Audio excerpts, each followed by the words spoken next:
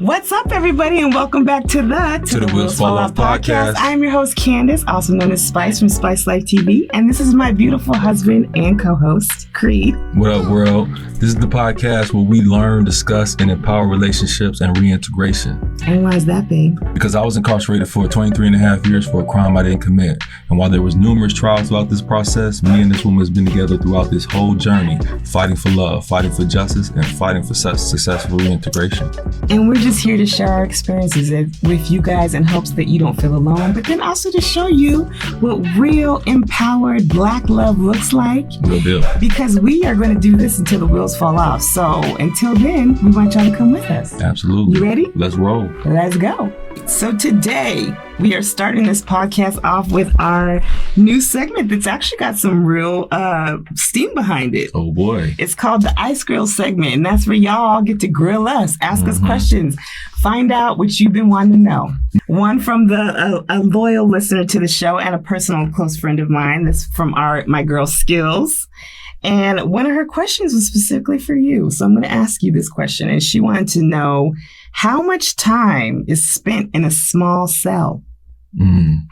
Well, during time, it varies. So when you're incarcerated, depending on the amount, your custody level, whether you're in maximum, medium, or minimum custody, that would be the turn on how much time you're spending inside of an incarcerated cell. Mm-hmm. So what ends up happening is usually when you're in a maximum security prison, you're going to spend at least 16 hours a day in the cell. You come out to do what? And you only come out to eat. You have 3 to 4 hours a day of recreation and maybe an hour at night of day room at the very most. And don't they rotate your shower days, or do you get them every day? No, when you're incarcerated, you get them every day. The only time you don't get showers every day is when you're in the SHU, which is the hole. Got it. And that's every other day. And so then after you're from maximum security, you go to medium. And so medium and minimum kind of, they mirror each other. The only difference between those two is that there's a lot more activities and things that you can do that are outside of the prison scope, whether it be education, family involvement and stuff like that. That is usually when you get more time to do that in medium and minimum. But as far as rec time, is usually about the same. What's the same? Oh, sorry about that. Usually all day. So you can go 3 hours in the morning, 3 hours in the afternoon, and 3 hours at night. You can be out the yard or day room or gym. So, I mean, really when you're incarcerated and you're doing maximum security time, you're in the cell most of the time with your cellie, and y'all either watching TV or the only time you're coming out is going to school. But as far as recreation, you are stuck in the room all the time.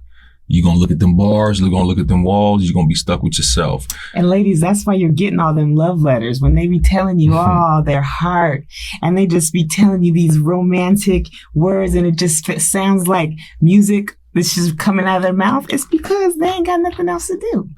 And they love you. And they love you. All right?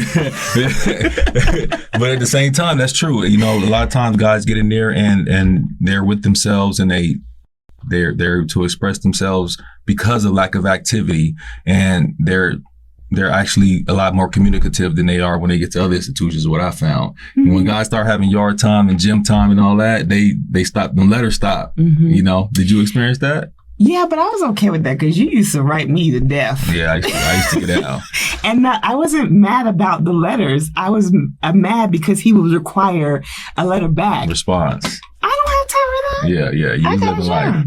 You was living life. But I wanted to hear from you, though. He did. Yeah. And, I thought I was being cute. By this one time, he was just writing me. And I didn't have the time or all these things to say. So I was like, let me just start sending him the words to the songs that I'm listening to, because I'm thinking about him, and now he can hear this song. Because, he wouldn't be able to hear the songs. So I would send him the words. Girl, talk about getting cussed out. Yeah, I flashed. I was tripping. He lost his mind because I sent him some letters, or I sent him some, what is it? It was a song. I think it was a Beyonce song. It was lyrics that I felt it deep too.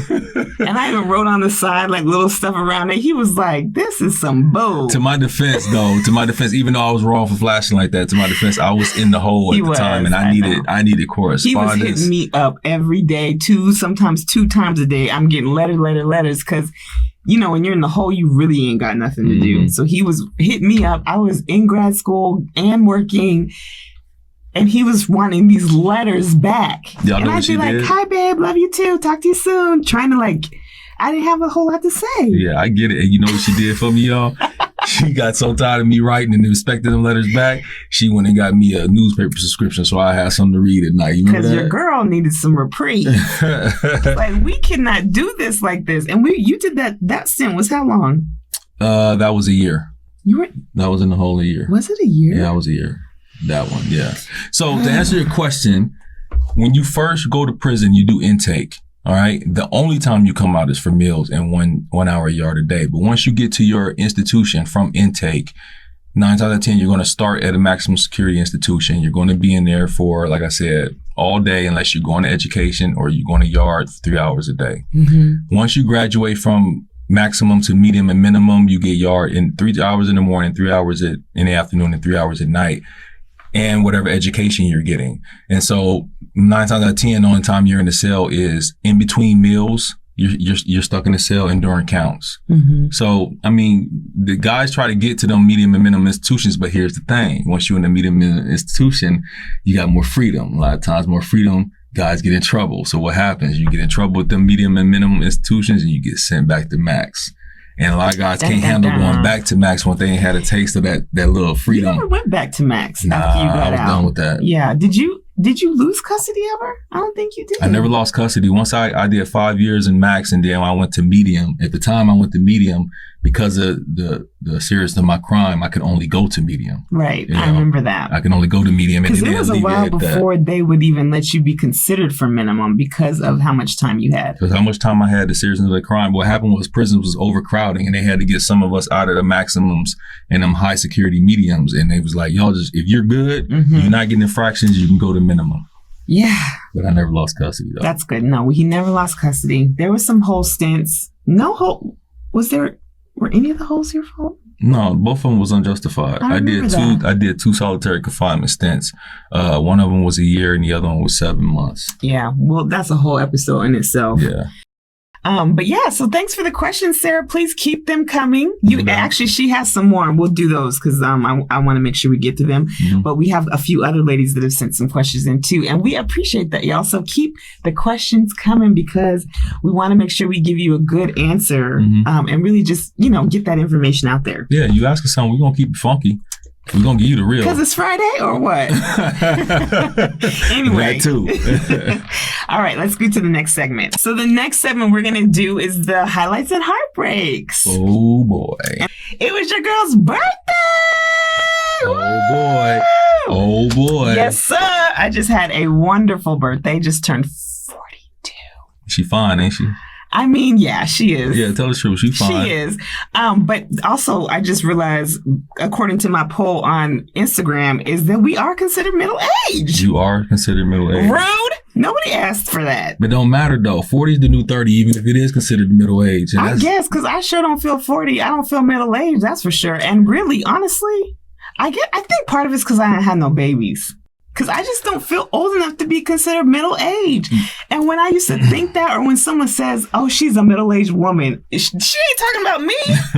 Yeah, I get that. But at the same time, I think a big reason why we don't feel that way at our age is because we don't look like people, our parents looked at this age back in the day. That is true. 40 looks a lot better than it did back in the day. I was telling my brother that Carl Winslow. Family Matters. From Family Matters. You remember Carl Winslow?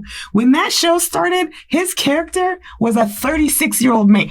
He was 36-year-old man with the cul-de-sac. And the little sideburns, you know what I'm saying? Tucked everything in. The tuck. Rolled the sleeves in. Yeah. In the 90s, every black dad tucked his shirt. That is crazy. With his belt. That is crazy. When I heard that, that kind of broke my heart a little bit. I was like, that's 36? Damn. Yeah, we've definitely improved with how we've got these ages looking. 100%. So anyway, I had a beautiful birthday, mostly in part because of you. So I want to say thank you for my birthday. So y'all, babe hooked your girl up. He got me a beautiful gift, which I've become a sneakerhead somehow. Who am I? I'm wearing sneakers now. Yeah. But he bought me these dope Jordans that are like, I hadn't even seen them before. And they got a little leopard print on them. They're really cute. And then y'all, he sent your girl to the spa. And not just any spa. He sent me to the naked spa. Tell him about it. I was naked. in the spa with every other woman in there that was naked too. So I was a little apprehensive at first because I like to be naked at my house, but I don't be naked in front of folks. I'm really proud of you for doing that. I was like, you know what? Because at first I thought, I don't even want to do that. And I thought maybe I'll just have them. Broke my heart at first, y'all, when I told you. No naked spa. Because I thought, I don't know. I just felt like I don't want everybody just staring at me. But when you get in there, you first get in there, and of course, you do see a titty or two, just a flopping, because it's just titties. That's what they do. But you realize how quickly you're not interested in seeing everybody's titties, and then you realize that they ain't interested in seeing yours. But I will tell you, there's all kind of titties in there. I've seen titties I ain't never seen before. How in the world is there a titty you ain't never seen before? They're just all different. Yeah. I mean, we know that, but I'm not sleeping with women, so it's not like I've seen just an array of titties before. You know? Yeah. There was lots of titties in there. But I will say this is one moment where I felt like, okay, I'm here. This is where I'm at. I was in the hot tub because they have all these different steaming pools you can sit in the hot tub with this group of ladies. They were on their side. I was over here. And I was just enjoying myself. Put my arms back, lean back, close my eyes. I'm just having a time. And then I kind of opened my eyes and I catch in my peripheral, they're just bobbing. Just a bobbing. Oh. On top of the water. And I wanted, my first inclination was to be like, oh, and put them back down. But as soon as I was going to do that, I just happened to look over to see like, oh my God, did they see it?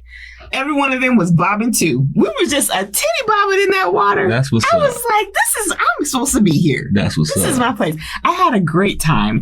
They took me to the scrub room. I got a body scrub and a moisturizing treatment. And when I tell you, they just took us in this room and slapped us on these beds. When I walked in, there was already multiple women just naked on beds. And it was not like a spa where they're just trying to make it feel tranquil. No, all you heard was smacking, scrubbing, water splashing. Psh. I mean, it was very intense. Really? And they got the job done. Really? I mean, I was scrubbed. She turned me to the side, had me put my leg up so she could just ever so slightly. I mean, I was clean from everything. Everything was clean. And I was like, okay, this was different. But I enjoyed it. Yeah, that's what's up. Let me ask you something. Can I ask you something about that? What did it do? What did that spa treatment do for your mental, relaxing wise? Gosh. Because tell the sisters how much they need to do this. Which, y'all, it was so nice because I was there by myself, but it was so nice seeing there was a few little clusters of sisters there, like in their little sister group. And they were over just having a good old time. And I kept being like, can I come sit with you? Because they were having a good time. But when I tell you, it was very simple on where they have you when you're not in the pools. There's like different rooms that you can lay in. They're hot and steamy or hot and dry or whatever. And then they just have all the floor surfaces are just warm, and people just get towels and lay on the floor and kind of take naps or read a book or whatever.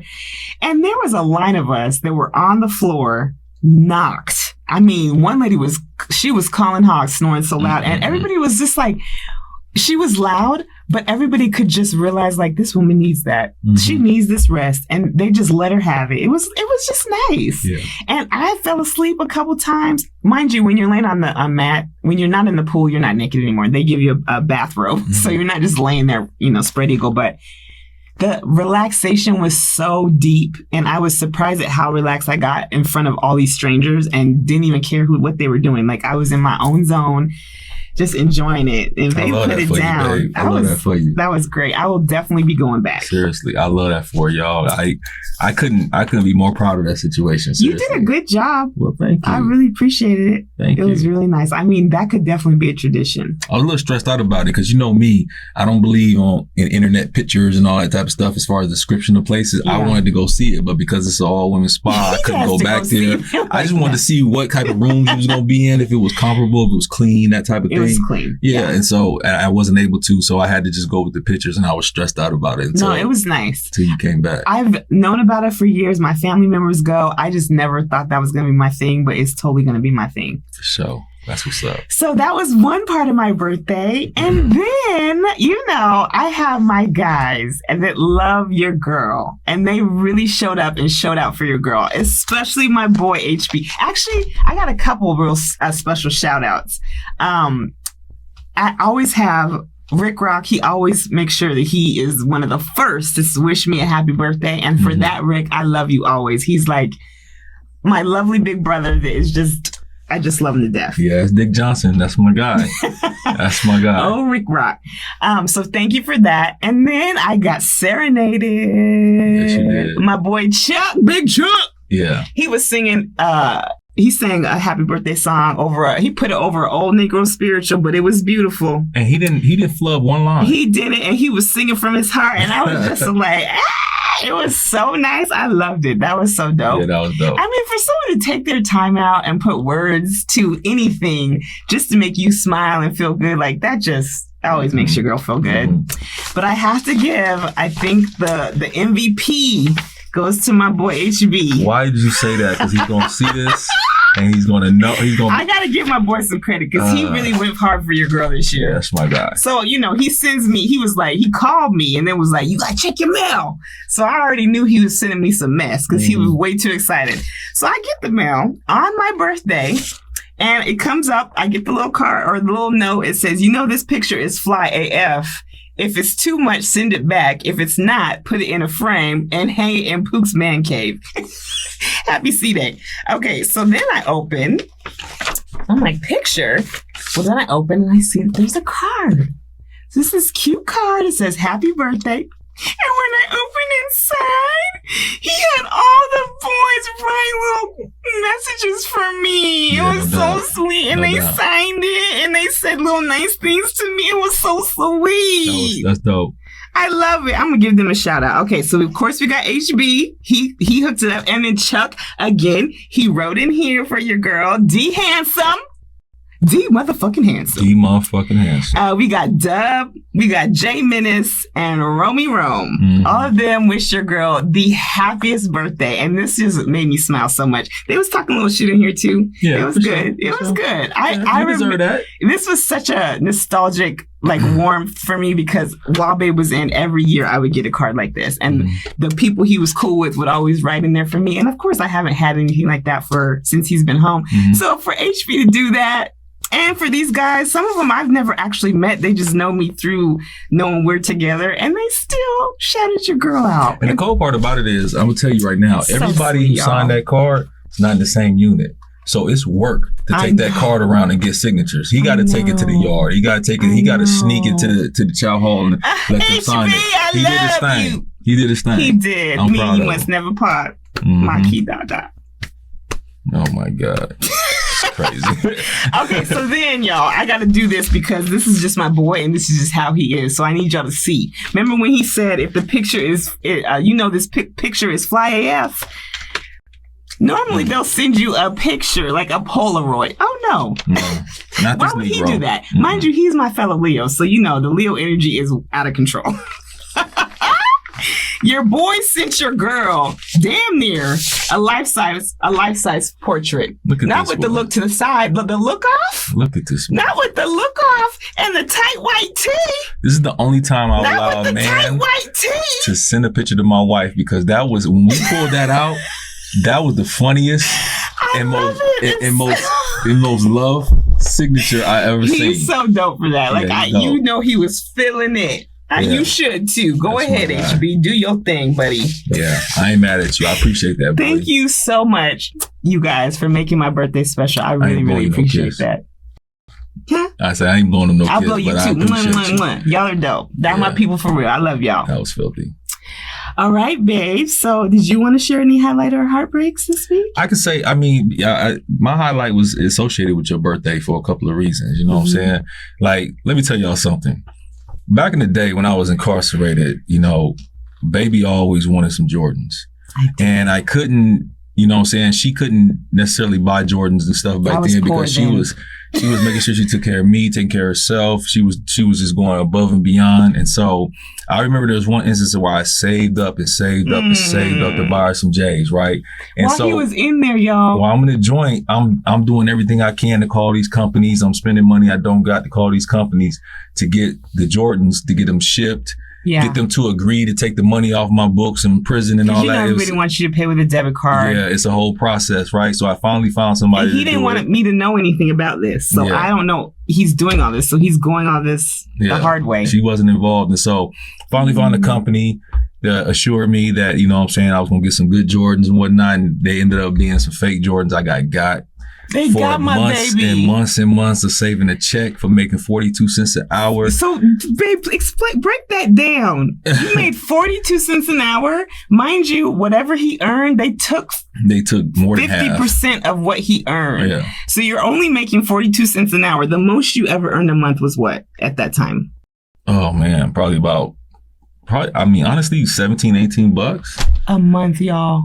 Yeah. 17, 18 bucks. And normally he has to get his hygiene stuff or any extra food, anything like that with that money. Because that's how he supplements his lifestyle. Yeah. So he was scrimping. I don't know how long that took. Oh my God, that makes it took a while. But I mean, I'm not trying to turn that into a story. I'm just saying that to say they sent me a fake pair of Jordans to my baby, right? And I think your partner ended up telling you that they was, because I didn't really know that. I didn't know that there was even a thing like that. And I never seen them before they got sent to her. So I'm seeing the shoes and they look dope. So I'm like, ah! So I go to my boy, Ben, and why he had to tell me? Because he was like, I was like, check out my shoe. He was like, McGrew, who gave you these? I was like, my man gave me these. And he knew where you were. So he's like, how do you do that? And I was like, he worked so hard. And he was looking at it and he was like, yeah, they cute. They're close. And I was like, close to what? He was like, they're not real. Yeah. I was like, they're not. My stomach hurt so bad because I did not want to have to tell Babe. I knew he worked so hard for that. Yeah.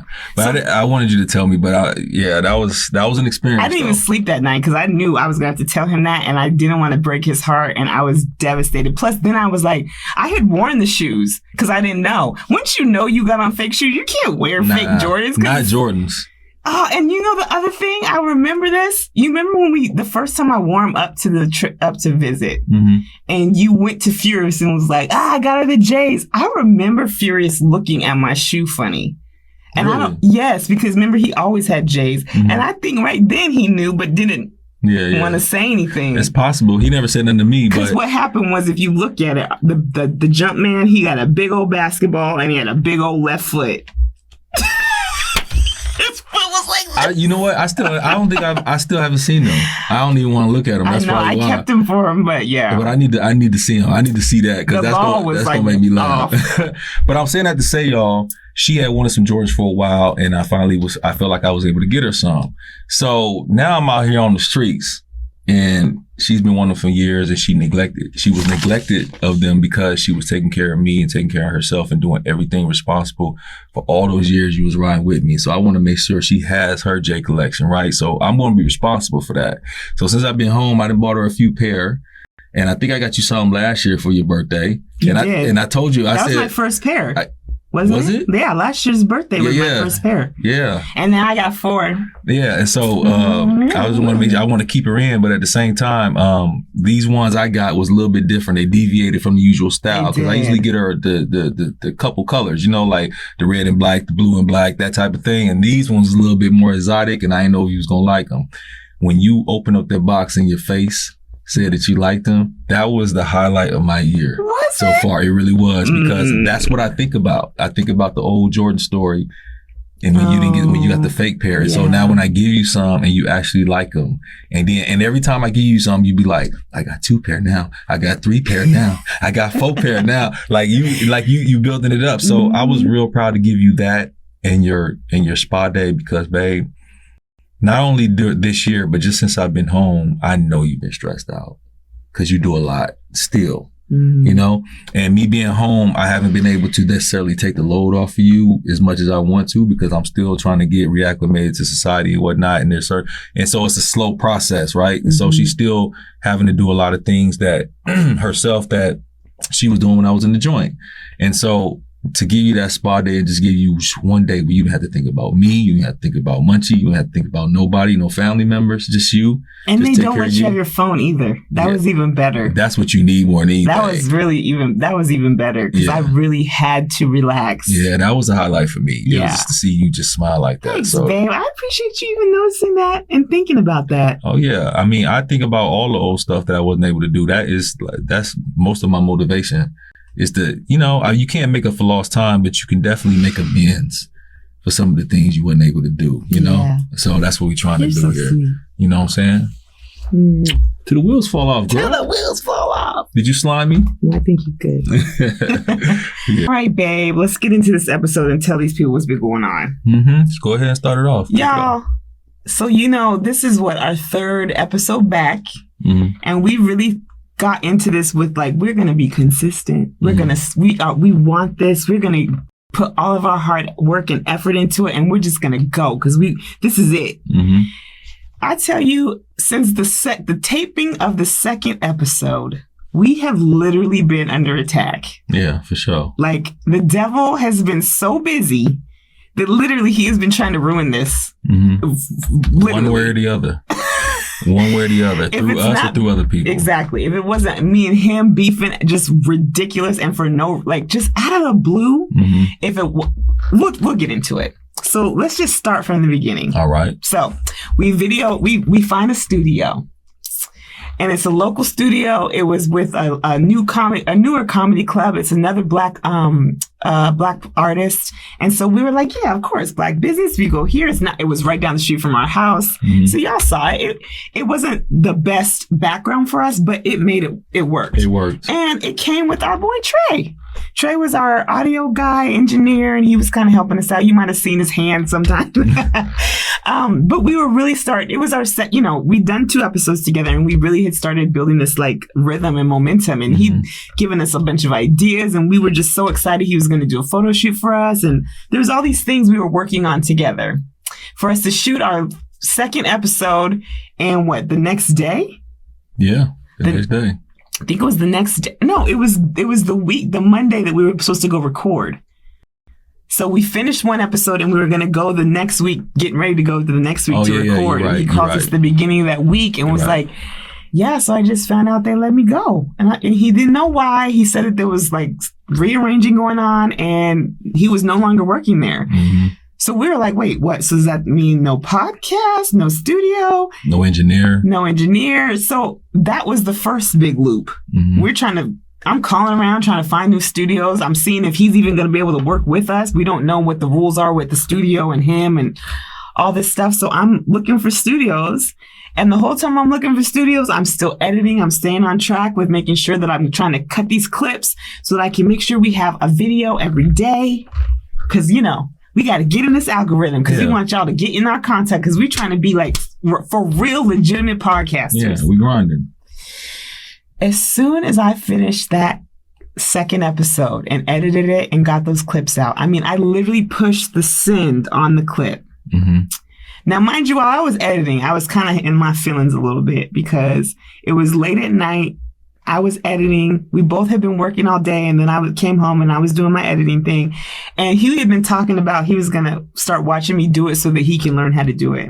And you weren't feeling good that week before and still kind of not feeling that great. So because we hadn't been feeling good, one of the things that ended up happening that week, not on purpose, but because of just him being sick and being the more comfortable, he slept most of the week downstairs on the couch.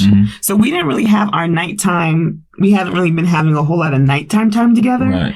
Plus, I think we shared with y'all, we've both stopped smoking and we would spend an hour or 2 a night at least doing that together. So sessions. It was more dedicated time that we would just spend together. Well, since we stopped doing that and baby been sick, of course, we both had kind of felt like, where you been? I miss you. Right. So I was feeling away because I'm editing and he was laying over on the couch and I was like, yeah, you should come, practice editing with me. And he was just like, yeah. And he literally turned his body over, like he was like, I'm just going to lay here, and turned over, went back to resting. Well, I'm still working. So my feelings was like, oh, okay. That's what we doing? So then what happened? So then after you got done editing, because you said you should come over and watch me edit, and I was like, yeah, I'm just gonna lay here for about a half hour, because we had just got home, and then you went straight to edit, and I came home and did something, and we went back out, and I was tired, and I was like, I'm just lay here for a half hour. That half hour turned 45 minutes, damn near hour. I edited the whole video. You got done editing the video, you hit send, and then you asked me, you was like, so what you gonna do tomorrow? That's what it was. You asked me what you gonna do tomorrow. So my plan was, while I was laying there, you were going to do something with your business class the next day. Yes. And so my plan was to spend the whole day doing podcast stuff, the stuff that I didn't do that night. Right. Mm-hmm. So I was going to get intros. I was going to, get pictures out and all that stuff. I was going to get all this stuff done on Saturday. Mm-hmm. So you asked me, like, what are you going to do tomorrow? And I was like, yeah, first thing I'm going to do in the morning, I'm going to go take the dog out, walk him, get him out the way. Early in the morning. And then I never even made it to that, because see, this is the thing with us, and this has been a history of us even when we was incarcerated. Mm-hmm. When we don't spend time together, neither one of us says, I miss you. Mm-hmm. So what ends up happening is you start feeling neglected. You start feeling like, like that attention isn't there. Right. And then you start catching attitude. So the littlest thing a person does, we want to snap on each other, right? So when he said he was going to take Munchie to walk at 6 a.m. on a Saturday, mind you, the reason I think it threw me over the edge is because all week long, I have been asking him, like, let's take Munchie for a walk. We need to walk him more. Let's go together every night. Let's do it.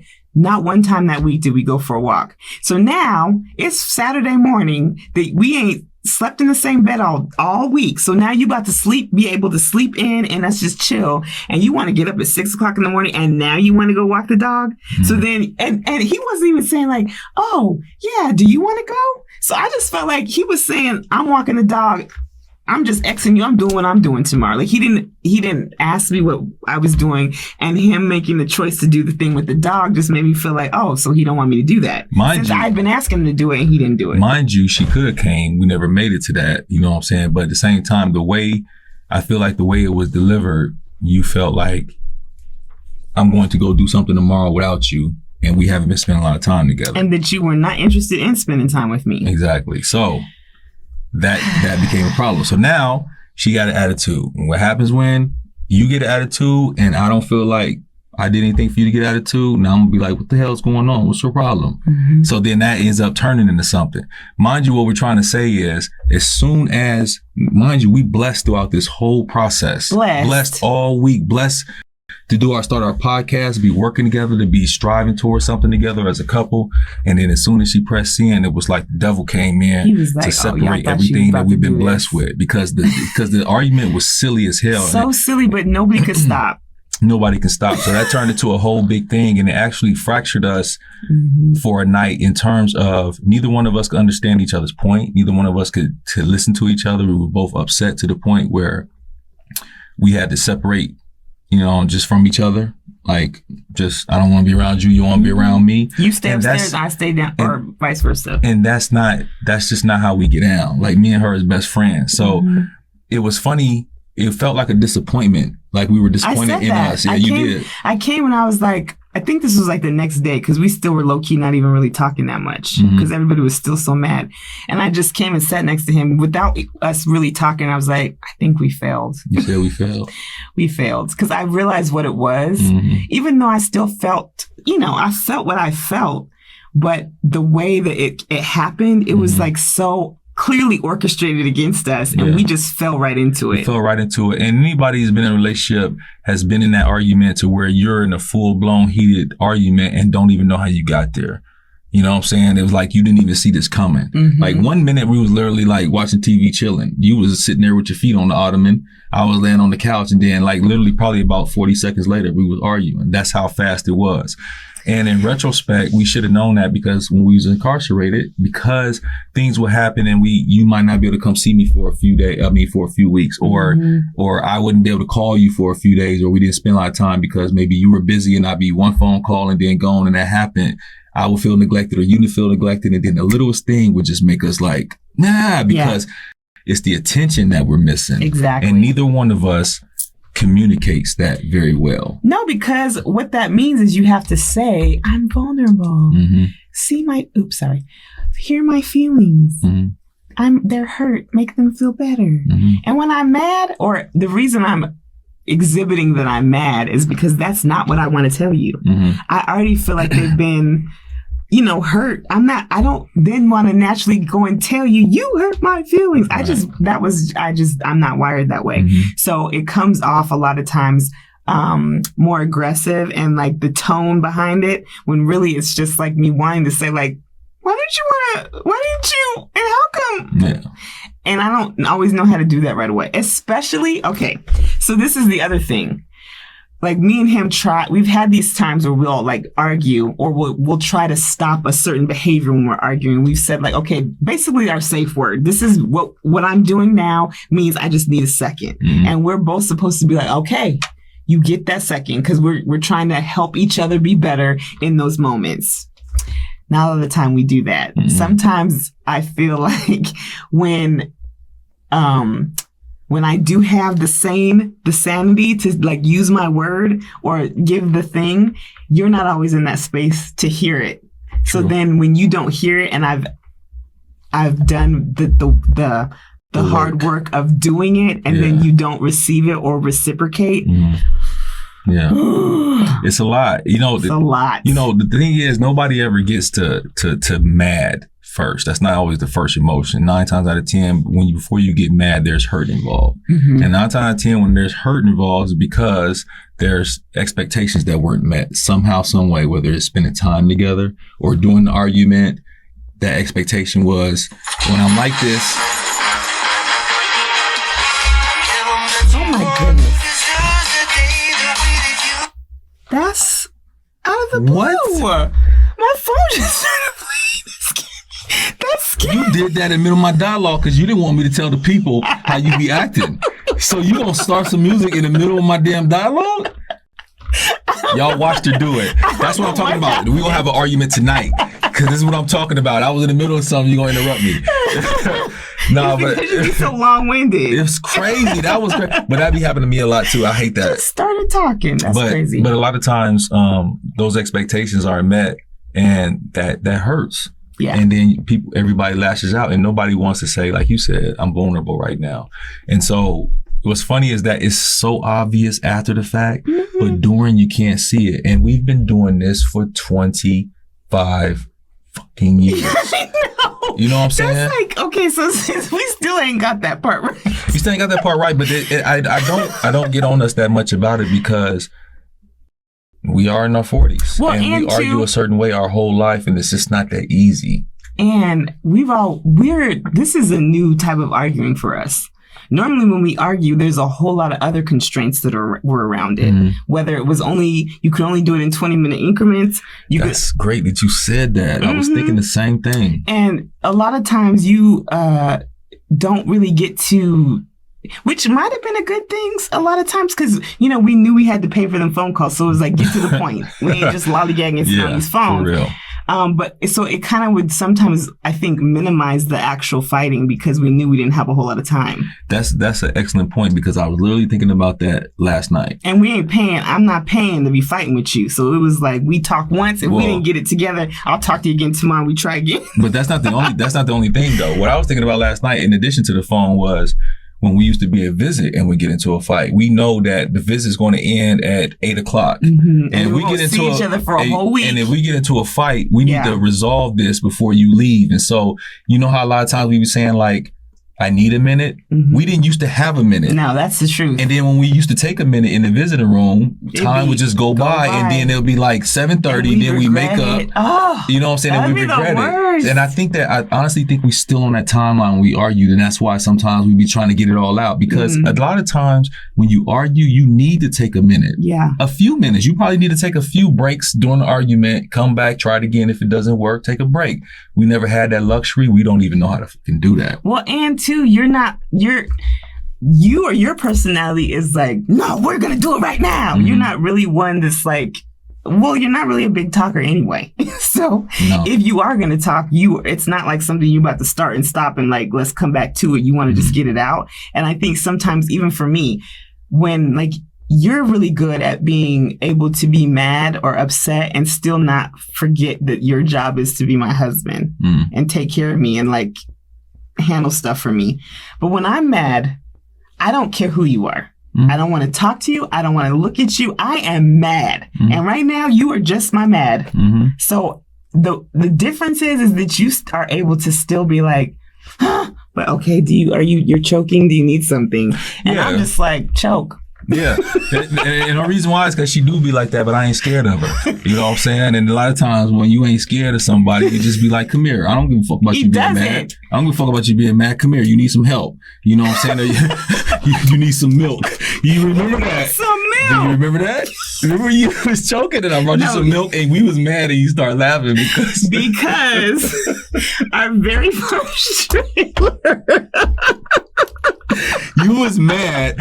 Listen, y'all. She gonna tell y'all a story, but during this argument last week, funny. She was mad and she was choking on something or something. So I think you had some acid reflux or something, and she was kind of sitting up in the bed. I just got up real quietly, just walked, poured her some milk, came back, handed it to her, turned around and walked out, and I heard her giggle. But we was both mad. I just kept walking like joke. Whatever, man. When we've had our very first trailer, I, of course, damn near brought the whole store. And Babe was eating food he ain't never had before. Real meat, steaks, macaroni and cheese, lobster. Ain't had it in years. Haven't had it in years. And so he ate like he never ate before. And that night, he was having a hard time. I couldn't breathe. He was having a hard time. Like, he was having that really bad, like, GERD acid reflux. I couldn't digest it. But your girl... Mind you, I was so exhausted from just the anticipation of going. So I hadn't slept for like 2 weeks. Shopping. And then, preparing for everything. And it was like my first time, which we haven't even told you how much work that is, but it's a lot of work.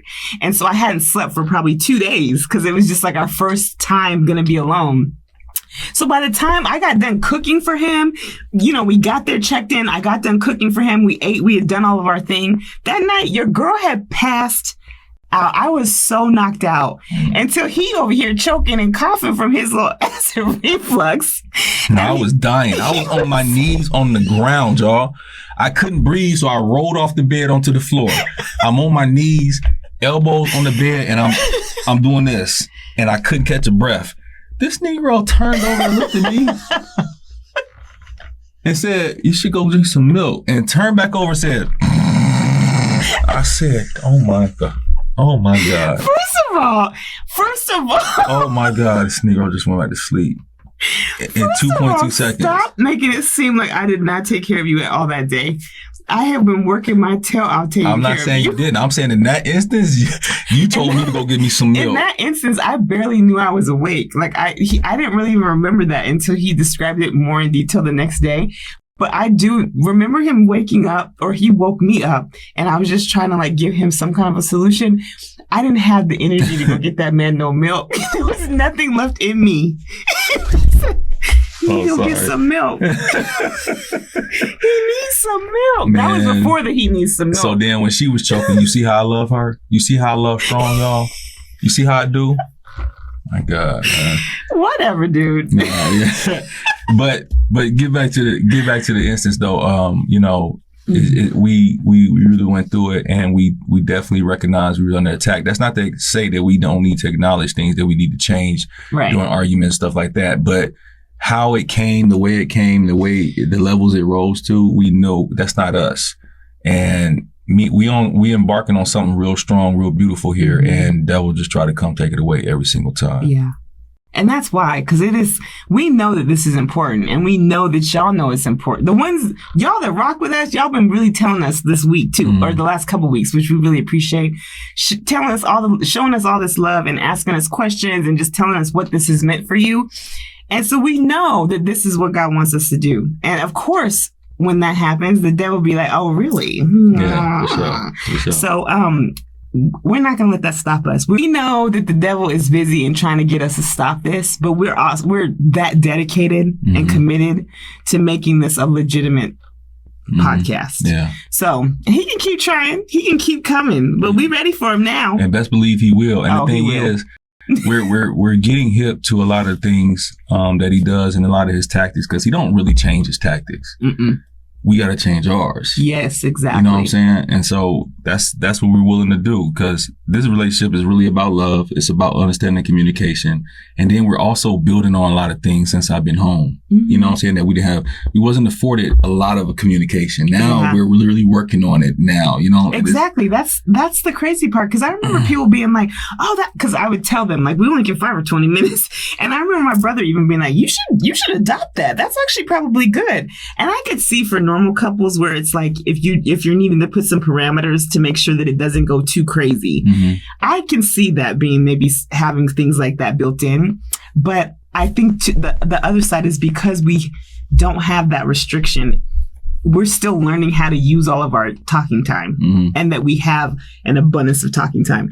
It took us a long time to even just be calling each other during the day. Remember? Yeah. We would go all day and call each other because it was just weird. Like we I don't know what that was. It was like this weird disconnect on that we could, like that we were allowed to, and it wasn't on the specific structured time because we could just call anytime. I think a lot of times I was waiting for phone time or the phone hour, and it was like there's no such thing anymore. But then it's like, oh well, now he's coming home, so I don't need to call him. Yeah, you know what I mean? It was weird. It's weird because institutionalization is, for lack of a better term, is just like it hits you in ways that you don't even realize. Everybody thinks that it's just about guys not wanting to come home and all that. Nobody ever thinks about how it affects the loved ones that's been supporting you also, because you had a certain mentality about calling me that you had to unlock yourself from. I really did. And I literally was so surprised at how many different areas I was so institutionalized. It's still institutionalized, and never spent a day of my life actually incarcerated, but just living under the guise of being incarcerated. Well, not only that, not only with you, the restrictions of incarceration. With me, I didn't even like being contacted because I'm so used to not being able to be reached. And then all of a sudden, I got this phone that's always ringing, and it's not just you. I'm just saying, period. I just did not like it. You still kind of don't. Still don't like it. I still don't. Get left on red, do not take it personal. I'm gonna keep it funky, but there's just certain aspects of it that I had to come to terms with also. And so and then there's another thing. You know, when I grew up, you know, pops leave house at 5 a.m. He probably worked 2 jobs. He go to the next job after the first job. He ended up coming home like 8, 9, 10 o'clock at night. Our parents didn't talk to each other all damn day. I know. All damn day. And that's what I saw. That's what I'm used to. Then I go to the joint and not, you know, I'm not. That's just how I was. And so it was hard. It's been a hard transition. The time was so different too. The time's very different. I mean, of course, the last 20 years, technology's blown up, but really in like the last 10, it's completely changed. And so all of that is just new for you to just learn how to use it. But now that it's really required for life. Yeah. And it just being something that you have to pay attention to. 100%. Yeah. I mean, you had a pager. You ignored that. All the time. I just didn't like it. I didn't like it. You didn't ignore mine, though. No, I didn't. My code was 143. That's what I paged him. Yes, she did. Yes, she did. Not always at a good time, but listen. Yes, she did. If you were doing what you're supposed to be doing. Nah, I was doing what I was supposed to be doing. That's exactly what I was doing. But I digress. But yeah, I mean, there's a lot of aspects to arguing, getting your point across. And I think a lot of times when we argue, and that's exactly what we want to do, but if 2 people talking, somebody's not listening. And we're learning that still. Yeah. We really are. And we're also learning, like, we're learning how to identify what the triggers are that the other person is doing, so then we can make each other aware of that. Because I think that's important. I mean, especially when it's stuff that's coming from, like, a childhood trauma or something that's just making you have this feeling. I think for us, it's been really important to know, okay, I'm telling you it's bothering me, but this is why it's bothering me. This is what, every time you do that to me, this is what that makes me feel like. And I think for me, that helps me really understand my action more and how it affects you, so that I think about that before I do it, because I know that my intention is not to make you feel that. Like, I'm mad, but I'm not trying to I don't ever want to hurt you like that. I love you. Yeah. You know what I'm saying? And like, we talked about that last night. Like, when we have in calm moments like now, we might just talk about an argument we had 2 weeks ago. And we're talking about something that somebody does and that affects me this way. And then boom, you have another argument and the same thing happens. So then that feels like disrespect. So not only is it hurt that we're trying to do, but also we, as couples, we need to understand that we're not trying to disrespect each other, but that doesn't mean it doesn't come across that way. You know? And I mean, it's important to talk about that to make sure that that's not what's happening, because you might not be realizing you're disrespecting the other person, right? Because that's not your intention, but what you're actually doing is disrespectful. It could be disrespectful, absolutely. So it's important to have the conversations. It's just we've learned that you can't always have them right then. They might need to simmer a little bit, and everybody just like go take a shower, calm it down, and then come and tell me what's going on. And as a man, I'm gonna tell you right now, I can't be mad and do anything else. If I'm mad, I'm not hungry no more. I'm not about to sit and watch no movie, no show. I'm not about to work on the house. I'm not about to do anything. I'm not about to work from home from my real job. I'm just, that's the only thing that matters. So that is why I'm so adamant, like, we gonna handle this right now. You know what I'm saying? Because my life stops. You know what I'm saying? Like, you my wife. You know me as well. You know as well as I do. I don't argue with nobody, never have. So you're the only person I've cared about enough to even have an argument with.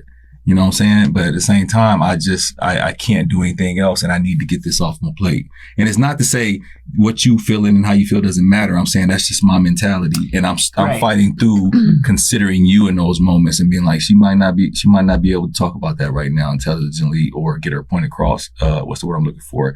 To be articulate her point right now in a way that I can understand. So maybe she needs some time. I'm learning how to do that, but I'm telling you, that's not my first thought. I know it's hard, especially it's all a lot. But we're learning though. We are. So I guess we're getting better. The point is that, one thing the devil knows is our weaknesses. That's what he attacks. That's what he exploits. And that's what he did last week. And we sitting up here doing the podcast with y'all. So how y'all think that came out? Yeah, victorious. We won that. Yeah, we did. And the thing is, I remember when you said we failed. After we was talking, and I told you, I said, no, we fell, like F-E-L-L. We fell down. You did say that. We didn't F-A-I-L. You know what I'm saying? And there's a difference, because I don't want you ever thinking that we failed in this relationship. We don't. I love you. You love me. We're going to do our thing no matter what. Even after argument, like, I'm going to take care of you. I know, you do. I'm going to rub them little bruises that you had. I didn't give them to her, y'all. Oh, because I fell down the stairs. After the argument, she fell down the damn stairs. That's why she was saying I took care of her, because I fell down the stairs, y'all. On the dog. On the dog. Honestly, the dog, I think, saved me, because I only had one bruise, and it was on the other arm. It's weird. Like, I fell on this side, and I had no scratches. I didn't have no lump. I had a bruise on this arm, and I think it's because Munchie, I fell more on him than he fell on me. Because at first I thought, I had told the story like, and Munchie fell on me too. We fell down the stairs. But then I'm like, but I would have been way more battered if he fell on me, and I think I fell on him down the stairs. So he kind of, patted the fall. But then I fell, and I'm having to, okay, so you mad, and then they cuss someone out, and then you got to ask them to help me up. Listen, you talk about humble. You was laying in the bed, and we was both mad, and I'm just standing there. She's laying on her side. Now all her thigh, and I think your butt, your thigh and your butt hurt. And the under thigh. So I'm rubbing it lovingly, but I'm looking like this. Listen, y'all, and I know while I'm doing it, I look silly, but that's how I feel. You know what I'm saying? And you don't even see it because you was turned the other way. Like, well, then I'm like, I knew I was hurt, but I didn't want to really tell him I'm hurt because I'm still mad. So I don't want you to think I need you. So I had to get in our bed. We got this new bed. It is hella high. Watching you get in that bed. Now listen. So normally I have to put my knee on it because I'm not very tall, and then over into the bed. That's normally my night. Well, I couldn't really do that because I was in so much pain, and I had to just kind of like waffle my body into the bed. You ain't waffle nothing. You rolled. She did a damn roll, y'all. Do you ever seen somebody walk up to a bed and think about how they gonna get in it? Like,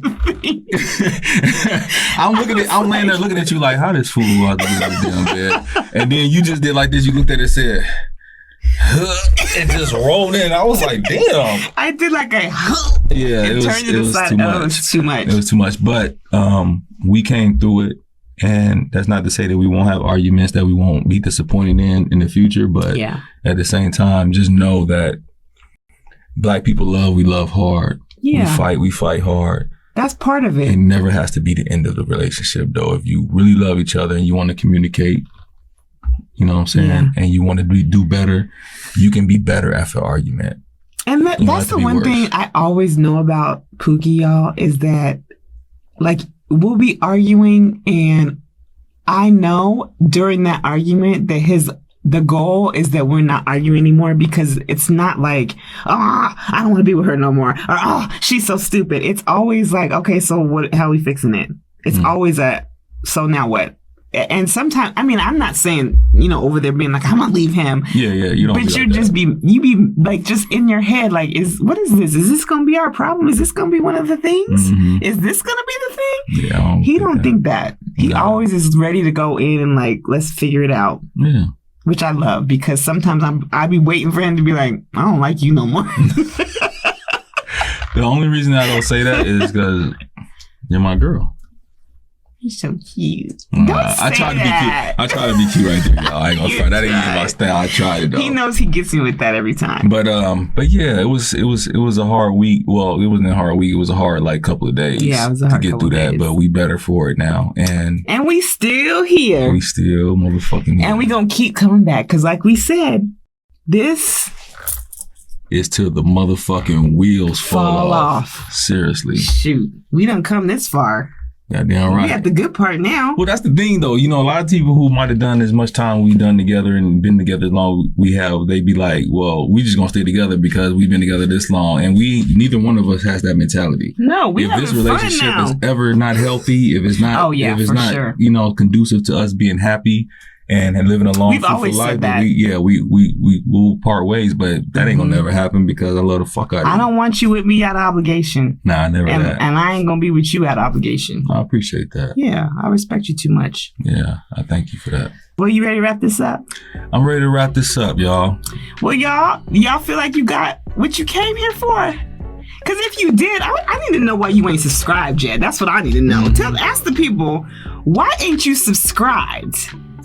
Go ahead and click the button. It's the red one. Mm-hmm. That will make sure that you get every video that we put out, and you get it right when we do. Make sure you click the button and the bell. Mm-hmm. And then leave your girl and your boy a comment. Mm-hmm. Y'all, when we tell you that our goal is to make this a legitimate podcast, we mean that. Mm-hmm. In order for that to happen, we got to show them that people really want to watch this podcast and that they're interested. So it would help us so much if y'all could just let us know what your highlight from the episode was. Let us know if we didn't maybe answer a question fully and you have a follow-up question, or just write down there like, Candace, Creed, we love y'all. Yeah. Give us some love down there. We really appreciate that. Yeah. If there's something that we missed on y'all, let us know that too. Yes. Because we're going to keep it funky with you no matter what. Absolutely. So we would appreciate that. And then again, if you can share the content, we all know that we know somebody who maybe has been in or getting out, or hopefully not going in. But if you know anybody that's been affected, great. But also, listen, look at this. Yeah. Black love. Yeah. We love each other. We working on it. We trying to be good here and make this work. So if you got anybody that might be interested in that, please share the podcast. 100%. So y'all, do us that favor, and we will continue to show up every week with y'all and provide you with some great content. But until next time, we want to wish y'all love, peace, and hair grease. Mm-hmm. And we'll see you the next time. Thanks for joining the show. Thanks, guys. Yay. Bye. Peace.